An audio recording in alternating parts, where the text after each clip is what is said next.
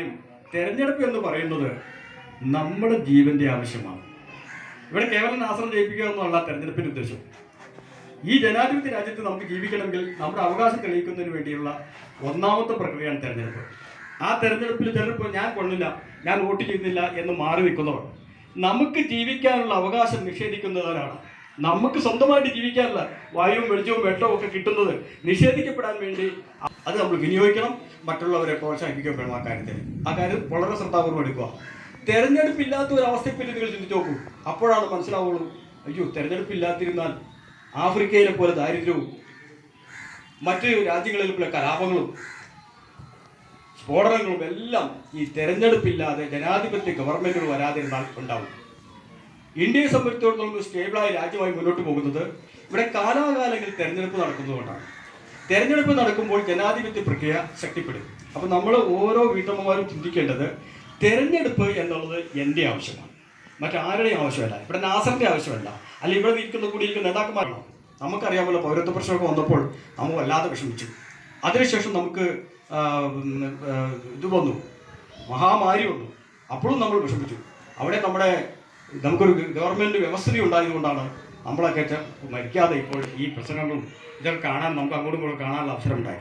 അപ്പോൾ ഇത്രയും കാര്യങ്ങൾ നമ്മൾ വളരെയധികം ശ്രദ്ധിക്കേണ്ടതെന്ന് വെച്ചാൽ തെരഞ്ഞെടുപ്പ് എന്നുള്ളത് നമ്മുടെ വ്യക്തിപരമായ ആവശ്യമാണ്.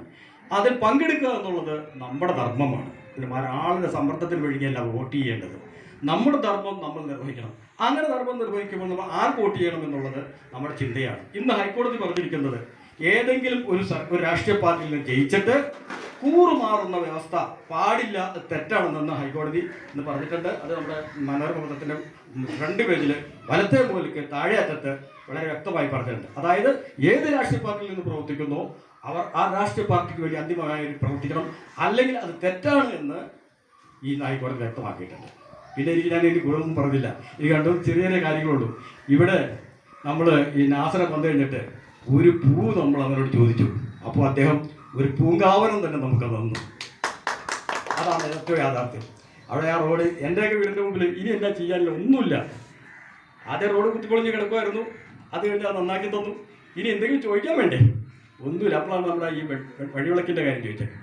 വഴിവിളക്കിൻ്റെ കാര്യം ചോദിച്ചപ്പോൾ വോൾട്ടേജ് ക്ഷാമം പരിഹരിക്കുന്ന വലിയ പ്രൊജക്റ്റാണ് നടപ്പാക്കി തന്നത്. അത് നാസറും അതിൻ്റെ റോളുണ്ട്. നാസർ ഗവൺമെൻറ് പ്രൊജക്റ്റാണ്, പക്ഷേ ഗവൺമെൻറ് പോയി ചോദിക്കണ്ടേ? ആരെങ്കിലും ഒരു കാര്യം ചോദിച്ചാലല്ലേ കിട്ടുള്ളൂ. ചോദിച്ച് ആ പ്രക്രിയ നടപ്പാക്കി തന്നു. അതുപോലെ നിങ്ങൾക്കറിയാം, ഇനി റോഡും വഴിയൊന്നും ഇല്ലാതായിപ്പോയി, ഇവിടെ ഇല്ലാതായിപ്പോയി. പിന്നെ എനിക്കിവിടെ ജയിച്ചു വരാൻ പോകുന്ന ഈ ബ്ലോക്ക് പഞ്ചായത്ത് മെമ്പറോടും ഈ വാർഡ് മെമ്പറോടും ഒരു ചെറിയൊരു അഭ്യർത്ഥനയുണ്ട്. ഞാൻ ഈ പ്രദേശത്തുകാരനായതുകൊണ്ട്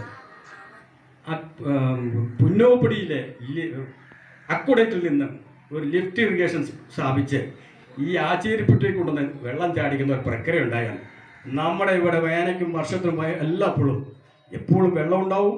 നമ്മുടെ സ്ത്രീകൾക്ക് കുളിക്കാനുള്ള സൗകര്യം ഉണ്ടാവും. ഈ പരിസരത്ത് കാർഷിക മേഖലയ്ക്കും അത് ഗുണം ചെയ്യും. അതൊരു ലക്ഷ്യമായി നിങ്ങൾ എടുക്കണം. ബ്ലോക്ക് പഞ്ചായത്തിനൊരു പ്രൊജക്റ്റായിട്ട് വലിയ കാശൊന്നും വേണ്ടതിന്, സാറേ കാശ് മതി, ചായ കുടിക്കാൻ കാശ് മതി, അത് ചെയ്യണം. അതായത് അവിടെ നിന്ന് അക്കോടത്തിൽ നിന്ന് ഒരു ലിഫ്റ്റ് ഇറിഗേഷൻ കൊണ്ടുവന്ന് ഈ ആച്ചേരിപ്പട്ടേക്ക് കൊണ്ടുവന്ന് ചാടിച്ച് അത് കണ്ടിട്ട് വേണം 58 വയസ്സായി എനിക്ക് ഭരിക്കാൻ. കാരണം ഈ ആച്ചേരിപ്പൊട്ട നിങ്ങൾക്കറിയാം, നിങ്ങൾക്കറിയാം, എൻ്റെയൊക്കെ ചെറുപ്പത്തിൽ ഇങ്ങനെ കോന്ന് വലിയിരുന്ന സാധനമാണ്. അപ്പോൾ അതിൽ പോത്തിലേക്ക് ഇറക്കി കളിക്കും, അതിലിങ്ങനെ വരാലും മീനും ഒക്കെ വെട്ടി നടന്ന ആ കാഴ്ച എനിക്കിപ്പോഴും ഓർമ്മയുണ്ട്. അതിന് ഈ വെള്ളം ഇവിടെ കൊടുത്ത് ചാടിച്ചാൽ ആ പഴയ രീതിയിലേക്ക് അത് തിരിച്ചു വരും. ഈ ആച്ചേരിപ്പൊട്ടയുടെ കഥ പറയുമ്പോൾ നാസറിനെ പരാമർശിക്കാതെ പോയാൽ അത് വലിയൊരു പാതകമാകും. ആച്ചേരിപ്പൊട്ടെ ആക്കിയെടുത്ത് നാസറാണ്. അതിനൊരു കൈയ്യടി കൊടുക്കും നാസറ്. നിങ്ങൾക്ക് എന്താ ആവശ്യമുള്ളതെന്ന് ഇപ്പം പറയണം. ഇപ്പം പറഞ്ഞാലേ നമുക്ക് തരുള്ളൂ. കാരണം വോട്ട് നമ്മുടെ കയ്യിലിരിക്കണം. വോട്ട് നമ്മുടെ കയ്യിൽ വെച്ചാൽ നാസറിനോട് ചോദ്യങ്ങൾ ചോദിക്കണം. എനിക്കിന്ന് വേണം. ഞാൻ നാസറിനോടും ഈ ബ്ലോക്ക് പഞ്ചായത്ത് മെമ്പറോടും പറയുന്നത് ആച്ചേരിപ്പൊട്ടയിൽ 365 ദിവസവും വെള്ളം കിട്ടുന്ന രീതിയിലേക്ക് ഒരു ലിഫ്റ്റ് ഇറിഗേഷൻ പ്രൊജക്ട് നടപ്പാക്കണം. വേണ്ടേ? അപ്പോൾ നമുക്ക് എപ്പോഴും കുളിക്കാം. എല്ലാ രീതിയിലും നമുക്കത് പ്രയോജനപ്പെടും. ഇതൊക്കെയാണ് എൻ്റെ കൊച്ചു നാട്ടിലെ കുട്ടിയുള്ള ആഗ്രഹങ്ങളുള്ളൂ. വലിയ വലിയ ആഗ്രഹങ്ങളൊന്നും എനിക്കില്ല. അവിടെ എയർപോർട്ട് വേണമെന്നും വിമാനത്താവളം വേണമെന്നൊന്നും ചോദിക്കാൻ പറ്റില്ലല്ലോ. അപ്പം നമ്മുടെ കൊച്ചു കാര്യങ്ങൾ നിങ്ങൾ നിർവഹിച്ചു തരണം. അതുപോലെ നമ്മുടെ ഈ ഇവിടെ പടത്തിട്ടിരിക്കുന്ന കാര്യം എത്രയും പൂർത്തീകരിച്ച് ആഗ്രഹം സഫലീകരണമാക്കി മാറ്റണം എന്നും കൂടി അഭ്യർത്ഥിച്ചുകൊണ്ട് നിങ്ങൾക്ക് എല്ലാവർക്കും നല്ല ആശംസകൾ നേരുന്നു. അതുപോലെ തന്നെ ഈ തെരഞ്ഞെടുപ്പിൽ നമ്മുടെ ഗ്രാമപഞ്ചായത്ത് മെമ്പർ ആയി മത്സരിക്കുന്ന വി നാസറിനും ബ്ലോക്ക് പഞ്ചായത്തിലേക്ക് മത്സരിക്കുന്ന റീന സജിക്കും ജില്ലാ പഞ്ചായത്തിലേക്ക് മത്സരിക്കുന്ന ഷാൻഡിക്കും വോട്ട് ചെയ്യുന്നതോടൊപ്പം ഒരു നന്ദി കൂടി എനിക്ക് പറയാനുണ്ട്. അത് പറഞ്ഞില്ലേ മോശമാകും.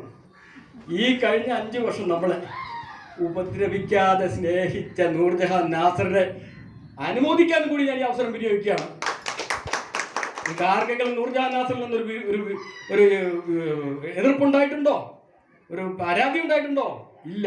അതാണ് സജി പറഞ്ഞ പോലെ നിങ്ങളെ സഹായിച്ചില്ലെങ്കിലും ഉപദ്രവിക്കാത്ത ഒരു പഞ്ചായത്ത് മെമ്പറായി നാസർ മാറട്ടെ എന്ന് ആശംസിച്ചുകൊണ്ട് ഞാൻ എൻ്റെ വാക്കുകൾ അവസാനിപ്പിക്കുന്നു.